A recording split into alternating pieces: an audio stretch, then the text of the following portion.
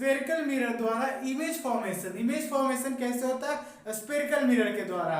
तो उससे पहले हम लोग कुछ उसका इंपॉर्टेंट टर्म्स जान लेते हैं, जैसे कि स्फेरिकल मिरर का इमेज फॉर्मेशन में कुछ कुछ वैसा टर्म्स रहता है जिसको हम लोग अच्छे से बिना जाने उसे नहीं पढ़ सकते। तो उससे उसको इमेज फॉर्मेशन को पढ़ने से पहले हम लोग उसका कुछ इंपॉर्टेंट टर्म्स पढ़ लेते हैं, terms related to the image formation by spherical mirror. कुछ इंपॉर्टेंट टर्म जो जो आपका इमेज फॉर्मेशन में रहता है और आपका काम आता है।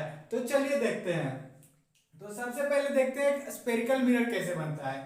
तो ये एक, पहले आप एक सर्कल वाला मिरर लीजिए, सर्कल वाला एक इमेजिनेशन कीजिए, सर्कल एक मिरर इमेजिन कीजिए, और फिर इसको अगर हम हाफ में इसको हम कट करें, इसको हम हाफ कट करें तो कुछ इस तरह से एक ये वाला साइड इधर आएगा, ये वाला साइड इधर आ जाएगा, और फिर इसी को हम इधर कर दे, रिवर्स कर दे इसको, ये कुछ इस साइड से बना, मतलब ये वाला साइड ले तो इसमें दो तरह का मिरर बनेगा। एक ये आपका हो गया, अगर मैं इसका इनर साइड देखूं, अगर मैं इसको इनर साइड से देखता हूं, मतलब इसका बैक साइड पॉलिश्ड है, इसका अगर बैक साइड पॉलिश्ड है तो इसका जो इनर साइड होगा, इसका जो इनर साइड से हम देखें तो ये हमारा होगा कॉनकेव मिरर। जिसका इनर साइड से हो और बैक साइड पॉलिश्ड हो उसको हम लोग कॉनकेव मिरर कहते हैं। तो ये इसका दो पार्ट करें तो एक कॉनकेव निकलेगा, और इसका अगर आउटसाइड पार्ट देखें तो मतलब इसका अंदर का साइड पॉलिश्ड हो, अंदर का साइड पॉलिश्ड हो, और इसका आउटसाइड वाला देखें तो ये होता है आपका, ये होता है आपका कॉनकेव, ये हो गया, और ये हो गया आपका कॉन्वेक्स मिरर, ये होता है आपका कॉन्वेक्स मिरर। तो इसमें जब यहाँ पे ये मिरर का जब हाफ किए तो यहाँ पे कुछ ये वाला सर्कल में देखें, यहाँ पे इसका कुछ एक मिड पॉइंट होगा, इसका कुछ एक मिड पॉइंट होगा। ये मिड पॉइंट जब हम ये पूरा मिरर को हाफ में बांटेंगे तो मिड पॉइंट तो वही रहेगा, यहाँ पे इसका मिड पॉइंट, यहाँ पे इसका मिड पॉइंट, दोनों का मिड पॉइंट सेम रहेगा। तो उस मिड पॉइंट को हम क्या बोलते हैं? उस मिड पॉइंट को हम लोग बोलते हैं सेंटर ऑफ कर्वेचर। जो भी आपका कॉनकेव मिरर है या फिर ये कॉन्वेक्स मिरर है, इसका सेंटर पॉइंट को, इसका सेंटर पॉइंट को, ये वाला पॉइंट को हम लोग बोलते हैं सेंटर ऑफ कर्वेचर, इसको हम लोग बोलते हैं सेंटर ऑफ कर्वेचर। तो centre of curvature, the reflecting surface of a spherical mirror forms a part of a sphere has a center of curvature। वैसा रिफ्लेक्टिंग साइड में जिसका मिड पॉइंट है उसको हम लोग बोलते हैं सेंटर ऑफ कर्वेचर। ये हो गया आपका यहाँ का सेंटर। अगर हम मिरर का सेंटर का बात करें तो मिरर का सेंटर कुछ यहाँ पे आएगा, इसका मिरर का सेंटर, इसका भी सेंटर यहाँ पे आएगा। तो ये दोनों जो यहाँ पे आएगा इसका सेंटर, तो ये दोनों जो सेंटर हुआ, इसका सेंटर, इसको हम लोग बोलते हैं पोल, और फिर यहाँ का भी सेंटर को हम लोग बोलते हैं पोल। तो ये जो यहाँ का सेंटर है इसको हम लोग सेंटर ऑफ कर्वेचर बोलते हैं, और फिर ये जो मिरर का जो सेंटर है इसको हम लोग बोलते हैं पोल। होता है आपका मिरर का जो मिड पॉइंट होता है उसको हम लोग पोल बोलते हैं। तो पोल का एक डेफिनेशन देख लेते हैं। तो the middle point of a mirror is called a pole of a mirror. Mirror का जो मिडल पॉइंट होता है उसको हम लोग पोल बोलते हैं। तो ये हो गया आपका पोल। पोल किसको बोलते हैं? इस पॉइंट, मतलब मिरर का जो मिडिल पॉइंट होता है उसको हम लोग पोल बोलते हैं। और ये डिनोट क्या चीज से किया जाता है? ये डिनोट करता है आपका पी से। सिंपल पी लिखा हुआ रहेगा आपका इमेज फॉर्मेशन में, तो आप समझिएगा पी मींस पोल। तो ये हो गया आपका पोल। के बाद अब हम लोग एक और इंपॉर्टेंट टर्म्स जानते हैं जिसका नाम है रेडियस ऑफ कर्वेचर। तो इस मिरर में, इस स्फेरिकल मिरर में एक और इंपॉर्टेंट टर्म है जिसका नाम है रेडियस ऑफ कर्वेचर। तो चलिए देखते हैं रेडियस ऑफ कर्वेचर किसको कहते हैं। तो जैसे कि ये आपका मिरर है, स्फेरिकल मिरर, इसमें जब हम हाफ पे इसको डिवाइड करेंगे तो सर्कल में आप पढ़े होंगे कि सर्कल का एक रेडियस होता है। तो ठीक उसी प्रकार इसमें भी एक रेडियस होता है। जैसे इस पॉइंट का इधर, इस पॉइंट का इधर हो गया इसका रेडियस, और इस पॉइंट का इधर हो गया इस मिरर का रेडियस। यहां पे देखें तो ये हो गया आपका कॉन्वेक्स मिरर का रेडियस, ये हो गया आपका कॉन्वेक्स मिरर का, और फिर ये हो गया आपका कॉनकेव मिरर का रेडियस। ये होता है आपका रेडियस ऑफ कर्वेचर, मतलब सेंटर ऑफ कर्वेचर, ये कर्वेचर का रेडियस, रेडियस ऑफ कर्वेचर, तो इसको हम लोग बोलते हैं रेडियस ऑफ कर्वेचर। तो इसको हम लोग डिनोट क्या चीज से करते हैं, it is denoted by letter R. Simple आपका इमेज फॉर्मेशन में आर लिखा हुआ रहे तो समझ जाइएगा कि ये लिखा हुआ है आपका रेडियस ऑफ कर्वेचर का। कर्वेचर पढ़ने के बाद अब हम लोग देखने वाले हैं प्रिंसिपल एक्सिस के बारे में। रेडियस ऑफ कर्वेचर हमने जान लिया और फिर प्रिंसिपल एक्सिस जानते हैं। तो प्रिंसिपल एक्सिस कहते हैं किसको, जैसे कि आपका मिरर वाला सर्कल, वही डायग्राम लेते हैं सेम। तो ये होता है आपका रेडियस, यहां से यहां तक इसका आपका रेडियस होता है, रेडियस होता है आपका। और फिर हम पूरा सर्कल का बात करें तो यहाँ पे एक डॉट डॉट डॉट करके ऐसे लाइन ले जाए, इमेजिनरी लाइन, ना कि ये लाइन रियल लाइन नहीं, ये इमेजिनरी लाइन है। इस इमेजिनरी लाइन को हम पूरा इसमें सटाएं तो ये इमेजिनरी लाइन हमको परफेक्ट इमेज फॉर्मेशन कहाँ पे हो रहा है वो बताने में हमको हेल्प करता है, जो कि हम इमेज फॉर्मेशन में देखेंगे। लेकिन अभी यहाँ पे ये टर्म प्रिंसिपल एक्सिस इसको बोला जाता है, वो समझने के लिए मैं आपको बता रहा हूँ कि ये जो इमेजिनरी लाइन है, ये जो पहले रेडियस ऑफ कर्वेचर है हाफ, और फिर यहां से हम dot dot dot dot imaginary line करके पूरा इसमें पूरा यहां तक बनाए तो ये एक पूरा डायमीटर बनेगा, ये पूरा एक डायमीटर बनेगा इस इमेजिनरी लाइन के हेल्प से।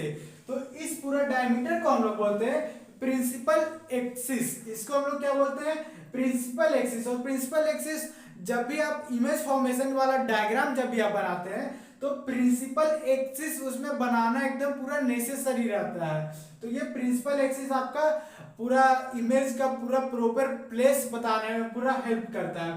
प्रिंसिपल एक्सिस पे ही आपका सारा चीज लाई करता है, रेडियस ऑफ कर्वेचर, फिर फोकस, बहुत सारा चीज होता है जो आपका प्रिंसिपल एक्सिस पे लाइज करता है। तो इस डायग्राम में देखें तो आप इसमें कॉन्वेक्स मिरर के कॉन्टेक्स्ट में देखें तो कॉन्वेक्स मिरर का रेडियस ऑफ कर्वेचर ये हुआ, इमेजिनरी लाइन पूरा मिरर के साथ हम जोड़ रहे हैं, पूरा स्फेरिकल मिरर के साथ जोड़ रहे हैं। तो ये एक इमेजिनरी लाइन पूरा जुड़ के इसमें इसका प्रिंसिपल एक्सिस बनाता है। और सेम होगा आपका कॉनकेव मिरर के साथ, रेडियस ऑफ कर्वेचर जुड़ के इमेजिनरी लाइन से जुड़ के पूरा इसमें आपका प्रिंसिपल एक्सिस बनाता है। तो इसका हम लोग देख लेते हैं definition, the imaginary line passing through the centre of curvature and pole. वैसा इमेजिनरी लाइन जो कि आपका सेंटर ऑफ कर्वेचर, ये आपका सेंटर ऑफ कर्वेचर होता है और फिर ये यहाँ पे आपका पोल होता है, दोनों को पास करते हुए यहाँ तक पूरा दोनों को पास करे उसको हम लोग बोलते हैं प्रिंसिपल एक्सिस। ये प्रिंसिपल एक्सिस पढ़ने के बाद इसमें एक और इंपॉर्टेंट टर्म्स है अपर्चर। इसको हम लोग बोलते हैं अपर्चर के नाम से इसको जाना जाता है। तो अपर्चर होता क्या है, जैसे कि ये आपका एक कॉनकेव मिरर है और ये आपका एक कॉन्वेक्स मिरर है, कॉनकेव और कॉन्वेक्स। इसका एक पॉइंट का नाम मैंने ए ले लिया और इसका पॉइंट बी ले लिया, इसका भी मैंने ए डैश और फिर इसका बी डैश, ऐसे करके मैंने इसका 2 एंड पॉइंट ले लिया। और फिर देखते हैं अपर्चर क्या होता है।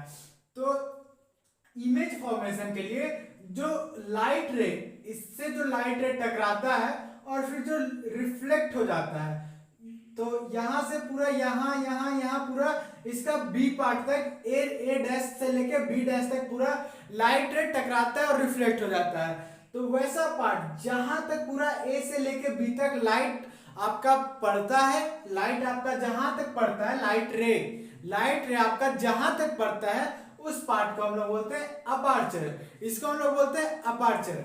फिर सेम इसमें फॉलो होगा कॉनकेव वाले में कि लाइट रे यहां से यहां गया रिफ्लेक्ट हुआ, यहां से यहां गया रिफ्लेक्शन होता है। तो जहां तक ए से लेके बी तक पूरा यहाँ पे लाइट रे फॉल होता है, तो ये पूरा पार्ट को ए से लेके बी पार्ट तक को हम लोग अपर्चर बोलते हैं। ये होता है आपका अपर्चर। और डेफिनेशन इसका देखें तो the diameter of reflecting surface of a spherical mirror, तो स्फेरिकल मिरर का डायमीटर को हम लोग अपर्चर बोलते हैं। वैसा ये एक डायमीटर टाइप से दिखेगा। तो इसमें जो लाइट रे फॉल होता है, जितना पार्ट तक लाइट रे फॉल होता है, इसको हम लोग अपर्चर बोलते हैं। एक और इम्पोर्टेंट टर्म्स जिसका नाम है फोकल लेंथ। फोकल लेंथ और उसके बाद फिर हम लोग पढ़ेंगे प्रिंसिपल फोकस के बारे में। तो प्रिंसिपल फोकस एक बहुत ही इंपॉर्टेंट टर्म है और फोकल लेंथ भी इंपॉर्टेंट टॉपिक है। तो देखते हैं क्या होता है फोकल लेंथ और प्रिंसिपल फोकस। तो सबसे पहले यहाँ पे देखते हैं कि ये आपका मिरर है, ये आपका मिरर है। तो फोकल लेंथ किसको कहते हैं? फोकल लेंथ जैसे कि मैंने एक रेडियस पर आया आपका रेडियस ऑफ कर्वेचर, तो ये आपका लाइन होता है रेडियस ऑफ कर्वेचर, ये होता है आपका रेडियस ऑफ कर्वेचर। तो फोकल लेंथ इसका हाफ, रेडियस ऑफ कर्वेचर का हाफ को हम लोग बोलते हैं फोकल लेंथ। मतलब कि जो रेडियस ऑफ कर्वेचर है, रेडियस ऑफ कर्वेचर है उसका हाफ को हम लोग बोलते हैं फोकल लेंथ। तो ये क्या होगा? Focal length is equal to R by two, क्योंकि ये रेडियस का हाफ है, मतलब आर बाई टू। तो फोकल लेंथ क्या होता है? The distance from pole to focus is called a focal length. तो पोल से लेके फोकस तक आपका जो होता है लेंथ, उसको हम लोग बोलते हैं फोकल लेंथ। फोकल लेंथ किसको बोलते हैं? रेडियस का हाफ को भी हम लोग फोकल लेंथ ही बोलते हैं। इसका फॉर्मूला बनेगा F is equal to R by two, या फिर R को हम इक्वल टू के साइड डाल दे तो यहाँ पे बनेगा 2F। 2F आपका बनेगा फॉर्मूला, क्योंकि यहाँ पे focal length is equal to R by two है। और फिर अब पढ़ते हैं फोकस किसको कहते हैं। इसको हम लोग प्रिंसिपल फोकस के भी नाम से जानते हैं, लेकिन फोकस ज्यादातर लोग आपको फोकस पूछेंगे कि फोकस किसे कहते हैं। तो देखिए, point on which principal axis at which parallel ray coming from infinity converge after reflection is called principal focus. तो देखिए, इमेज फॉर्मेशन में जैसे कि ये आपका मिरर है, ये आपका हो गया, ये देखिए यहाँ पे मैं आपको मिटा के बता रहा हूं, यहाँ पे कि जैसे कि आपका ये कॉनकेव मिरर है, इसका पीछे साइड पॉलिश्ड रहेगा, ये बात हमेशा याद रखिएगा, पीछे साइड इसका पॉलिश्ड है। ये हो गया आपका प्रिंसिपल एक्सिस, ये आपका पोल हो गया। यहाँ पे आपका आता है सेंटर ऑफ कर्वेचर। मान लीजिए यहाँ पे आप इस पूरा स्फीयर का यहाँ पे सेंटर पड़ता है, इसको हम लोग सेंटर ऑफ कर्वेचर बोलते हैं। तो देखिए, एक रे, the ray of light coming from infinity, एक रे ऑफ लाइट है, पैरेलल है, कमिंग फ्रॉम इंफिनिटी, ये रे ऑफ लाइट इंफिनिटी से आता है, फिर यहाँ पे टकरा के यहाँ से पास होता है। यहाँ से मतलब ये कहीं से भी पास होता है, लेकिन रूल के हिसाब से ये फोकस से पास होता है।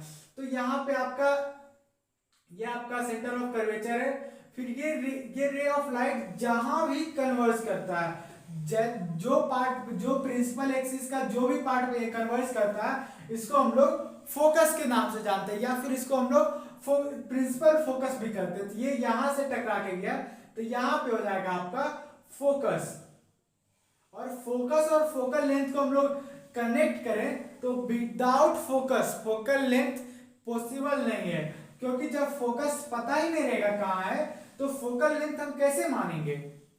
तो फोकस यहाँ पे आपका फोकस है, फिर यहाँ पे आपका फोकस है, यहाँ पे भी बन सकता है आपका फोकस, अगर जो आपका रे ऑफ लाइट थोड़ा नीचे, फिर यहाँ पे भी थोड़ा ऊपर रहा रे ऑफ लाइट, तो यहाँ से भी कन्वर्ज कर सकते हैं। फोकस आपका रूल के हिसाब से, या फिर आपका कितना दूरी पे इमेज बनेगा, या फिर आपका रे ऑफ लाइट कहाँ पे बेंड कर रहा है, वहां पे आपका फोकस बनेगा। तो ये होता है आपका प्रिंसिपल फोकस, जिसको कि हम लोग एफ से भी डिनोट करते हैं। ये हो गया आपका terms related to spherical mirror. और अब हम लोग पढ़ने वाले हैं ये इसका इमेज फॉर्मेशन वाला।